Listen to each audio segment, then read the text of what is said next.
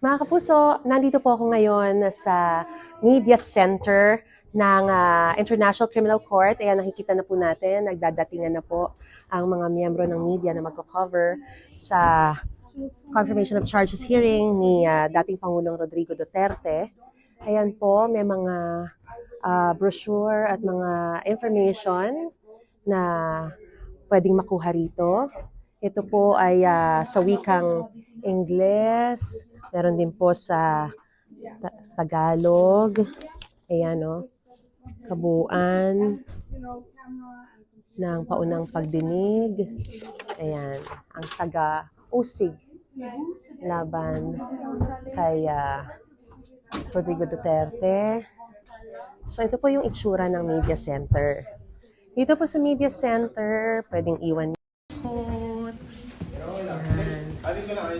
Yung lahat ng mga areas dito, pwedeng tayuan ng mga taga-media. Ayan. Dahil dito po kami pwedeng pumwesto. So, lahat po ng area na yan, pwede pong upuan. Dito po sa area na to, pwede namin gawin yung mga stand-upper namin pag magla-live report po kami. So, ito po yung setup namin. Yan po yung aking cameraman, si Wahab. Tapos, ang aming stringer na si Andy. Hello po. Ayan. So, dito po sa area na ito, pwedeng manatili ang mga taga-media. Pero may 30-minute delay. Ayan, mga taga-ibang media. May 30-minute delay yung streaming dito.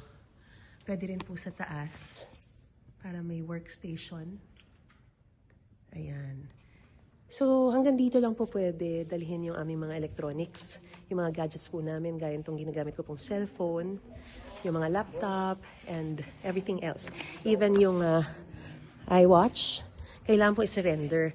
Kasi po, tayo ay nabigyan ng pagkakataon na bumaba sa public gallery para doon saksihan yung pagdinig. Doon, real time. Kapag nagsimula yung confirmation of charges hearing, maririnig, mapapanood ko po lahat ng mga nangyayari doon. Kaya lang, bawal po magdala ng cellphone o kahit anong gadget sa loob nun.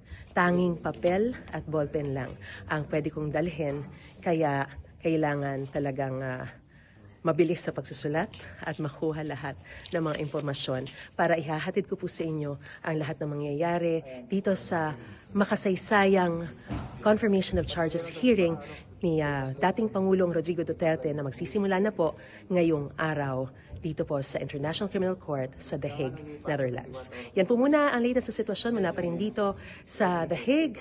Para sa GMA Integrated News, Mariz Umali, nag-uulat.